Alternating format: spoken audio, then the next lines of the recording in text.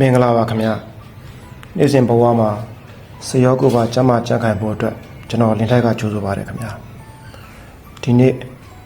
တတိယမြောက်ပြပေးမဲ့လေ့ကျင့်ခန်းကတော့ Plank Hip Disc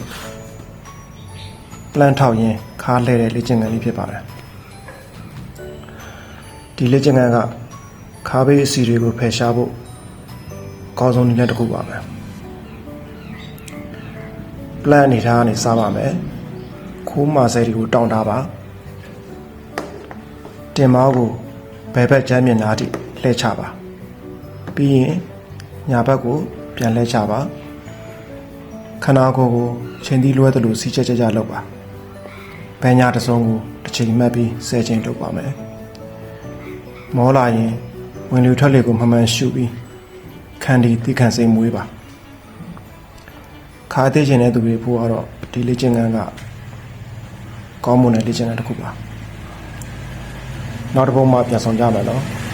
စေရောကိုပါကျမ်းမာပျော်ရွှင်ကြပါစေ